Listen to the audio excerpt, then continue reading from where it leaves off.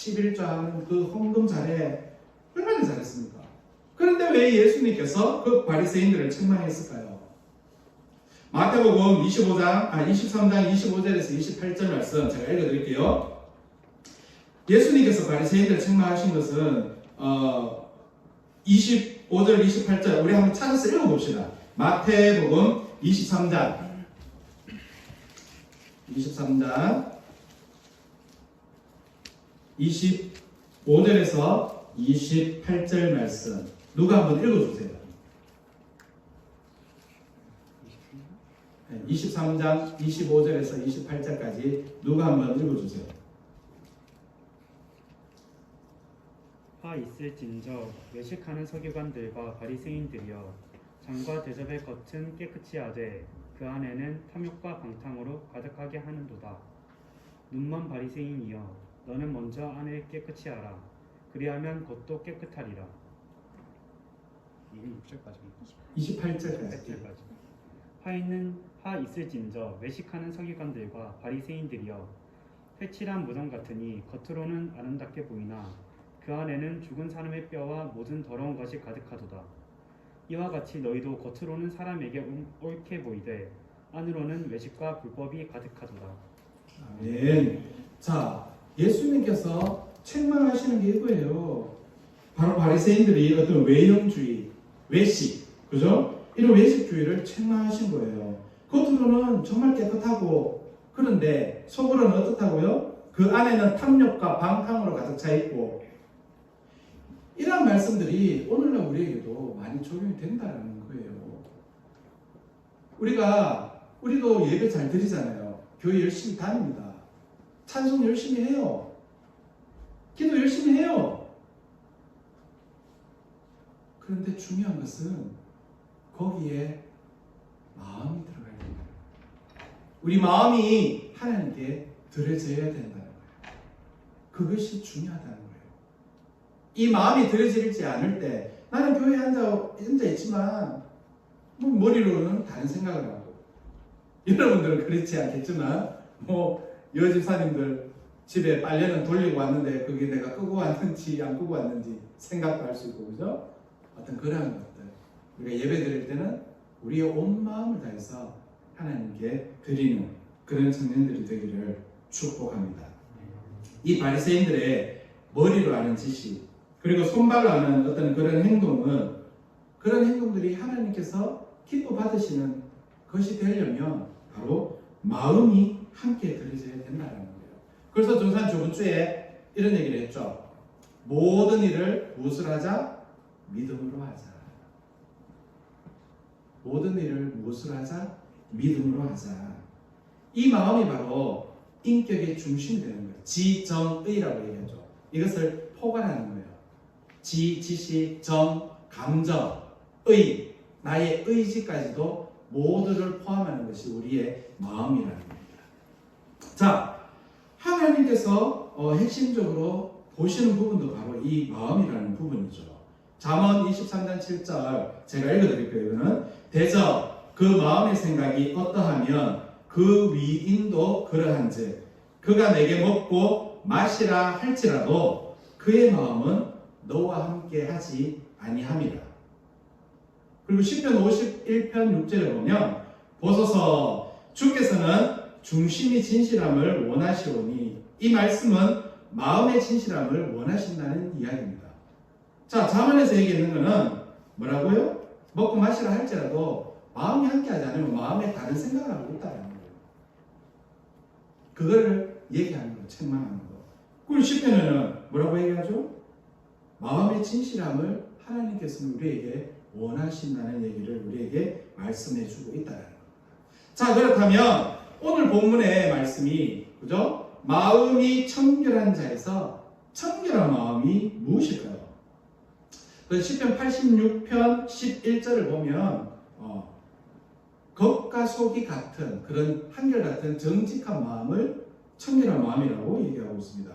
마음이 청결하다는 것은 나다나엘이 예수님으로부터 그 마음에 간사가 없는 뭐가 없다고요? 간사가 없는 말과 행동 내가 하는 겁니다. 말과 행동이 내 마음과 않는 사람들을 얘기하고 있다는 거예요.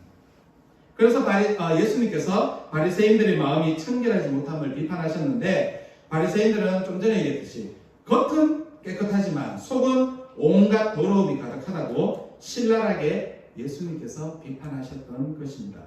겉으로는 정결해 보이지만 속에는 엉큼한 것들로, 엉큼한 속셈, 아주 사악한 생각들, 그런 것들로 가득 차 있다는 겁니다. 자, 저와 여러분은 다른 사람들의 마음 중심을 우리가 알 길이 없어요. 맞나요? 이 자리에 앉아있지만 저는 여러분들의 마음을 알 길이 없어요. 여러분들도 제 마음을 알 길이 없어요. 그렇지만 중요한 것은 이 시간에도 시퍼렇게 살아계신 하나님께서는 우리 마음 중심을 보고 계신다는 거예요. 우리들은 알 수가 없지만 하나님께서는 알고 계신다는 이야기입니다. 그렇다면 이 마음이 청결해지려면 우리는 어떻게 해야 할까요? 말씀을 통해서 한번 살펴보면요, 요한복음 17장 17절 말씀에 보면 우리는 성경과 성령으로 청결하게 될 수 있다고 얘기합니다. 그들은 진리로 거룩하게 하옵소서. 아버지의 말씀은 진리이다. 또 갈라디아서 5장 16절에 보면 내가 이르노니 너희는 성령을 따라 행하라. 그리하면 육체의 욕심을 이루지 아니하리라고 우리에게 말씀하셨습니다. 또 하나님께서는 우리를 연단하고 훈련을 통해서 우리의 마음을 청결하게 하십니다. 창세기에 나오는 야곱을 보면 얼마나 간사하고 약삭 빠른 사람입니까? 그런데 하나님의 오랜 연단으로 야곱은 마음이 청결한 자가 되었다는 거예요. 또 마음이 청결해지려면 집 청소를 하듯이 마음을 계속 청소를 해야 됩니다. 전사님 그때 교만에 대해서 얘기했잖아요. 아침에도 교만되지 않게 해주옵소서. 재판장의 자리에 앉지 않게 해주세요. 이 기도는 뭔지 알죠? 내가 사람을 판단할 때마다 내가 재판장의 자리에 앉아 있다는 거예요. 그래서 늘 아침에 기도하고 또 수시로 기도를 합니다. 저 사람은 왜 저렇게 다니지? 라는 생각이 딱 드는 순간 또 속으로 기도를 해요. 하나님 죄송합니다. 제가 또 판단을 했네요. 뭔가 사정이 있겠지라고 생각을 해야 되는데 이러한 게 우리의 마음이라는 거예요. 잠시만 놔두면 이놈의 마음은 온갖 잡생각을 다 한다는 거죠. 그 중에는 악한 생각들도 포함이 되어 있다는 거죠. 그래서 우리는 더욱 힘써서 우리의 마음을 지키라고 하는 것입니다. 자, 요한 1서 1장 9절에 보면 만일 우리가 우리 죄를 자백하면 그는 미쁘시고 의로우사 우리 죄를 사하시며 우리를 모든 불의에서 깨끗하게 하실 것이요 라고 하셨습니다. 자, 우리의 마음 청소하는 것, 제가 청소 수시로 해야 된다고 그랬죠. 이 일은 우리가 진정으로 하나님 앞에서 우리의 죄를 자복하는 거예요. 자복하는 게 뭐죠? 회개하는 거. 이렇게 회개할 때 하나님께서는 우리를 모든 불의에서 우리의 마음을 깨끗게 해주신다는 것입니다. 할렐루야. 아멘. 우리 찬양도 하잖아요. 정결한 마음을 주옵소서. 우리의 색깔을 도말하여 주시고 우리의 마음을 정결하게 하여 주옵소서. 이런 찬양도 하는데, 그리고 또 마음이 청결해지려면 다윗과 같이 열심히 계속해서 지속적으로 기도를 해야 합니다. 시편 51편 10절에 보면 방금 얘기했듯이 하나님이여 내 속에 정한 마음을 창조하시고 내 안에 정직한 영을 새롭게 하소서라고 말씀합니다. 시편 19편 14절에는 내 입의 말과 마음의 묵상이 주님 앞에 연락되기를 원하나이다. 이처럼 날마다 하나님께 우리는 기도함으로써 우리의 마음이 청결해질 수가 있다는 겁니다. 자, 그러면 마음이 청결하면 어떤 복이 있다고 했습니까? 하나님을 볼 것이다 라고 하셨습니다. 자, 하나님을 본다는 것은 어떤 의미일까요? 우리가 하나님 볼 수 있을까요? 하나님 우리 앞에 짱 하고 이렇게 나타나시는 걸까요? 출애굽기에 보면 모세도 하나님을 보지 못했어요. 하나님의 등만 보았죠. 하나님의 얼굴을 보고 살 자가 없다라고 우리에게 말씀하고 있습니다. 아니면 하나님을 본다는 것이 천국을 보는 것일까요?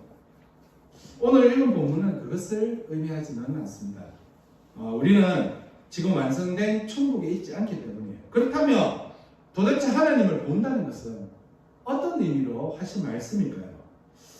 하나님을 본다는 것은 믿음으로 자연과 역사 속에서 우리가 살아가는 환경 속에서 하나님 지으신 이 천지 창조의 피조 세계에서 하나님의 숨결을 느끼고 그 하나님을 체험하는 그것을 이야기하고 있다는 겁니다. 제가 책 한번 소개해드렸죠. 로렌스 현재의 하나님의 임재 연습 했었죠. 혹시 읽으신 분 계신가요?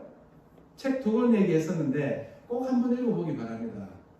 정말 우리가 작은 일 하나 정말 길 가다가 우리 얼마 전에 지금 벚꽃이 다 졌지만 때 맞추면 봄, 겨울이 지나고 그죠? 아무리 그 겨울이 센 겨울이 정말 추운 겨울이 있다 할지라도 봄을 이기는 겨울은 없습니다. 어김없이 우리에게 봄이 찾아오고 그죠? 또 때가 되니까 꽃이 피고 열매가 맺히고 벚꽃은 또 꽃이 지고 나니까 잎사귀가 나오고 이런 걸 통해서 우리는 하나님의 숨결을 하나님께서 말씀으로 창조하시고 이 창조하신 피조물들 속에서 하나님의 숨결을 우리가 느끼게 된다는 거예요. 그런 것들을 우리가 경험하면서 경험하는 훈련을 해야 된다는 거예요. 일상에서 그래야지만 우리가 하나님을 더 깊게 느낄 수가 있다는 거예요. 할렐루야. 그런 은혜를 경험하는 청년들이 되기를 진심으로 소망합니다. 자, 그리고 히브리서 11장 26절에서 27절 말씀을 보면요. 이거 중요한 거거든요. 메모해 두면 좋겠어요. 히브리서 11장 26절에서 27절 말씀 제가 읽어드릴게요. 그리스도를 위하여 받는 수모를 애굽의 모든 보화보다 더 큰 재물로 여겼으니 이는 앞에 걸 봤죠. 이는 상 주심을 바라봅니다.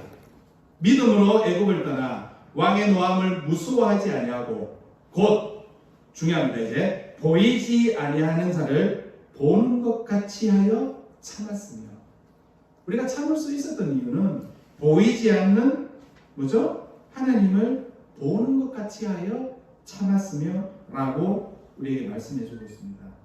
우리 이 말씀을 시간 날 때마다 묵상해 보시기 바랍니다. 이 말씀에서 정말 귀한 보화를 여러분들이 캐내어서 정말 내 피부로 정말 느끼는 그런 말씀이 되기를 진심으로 소망합니다. 자, 그리고 또 하나님을 본다는 것은 하나님과 가까운 교제를 나눈다는 이야기예요. 잠언서에 보면 정직한 자에게는 그의 교통하심이 있으며 여기서 교통하심이라는 얘기는 가족처럼 친밀한 관계에서만 형성이 되는 그런 개인적인 교제와 대화를 얘기하는 거예요. 우리가 기도를 할 때 기도는 하나님께 드리는 거잖아요. 하나님과의 대화를 얘기하죠. 기도는 정말 내가 갈급할 때는 정말 부르짖는 기도를 하게 돼요. 그렇지만 또 하나님과의 깊은 교제를 나눌 때는 내가 골방에 들어가서 내가 이제 다 이러는 거예요. 하나님 너무 아파요.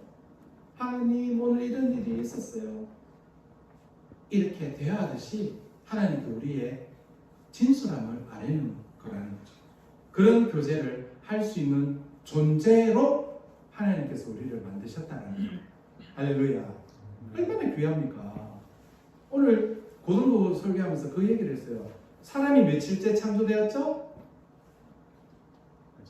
6일째.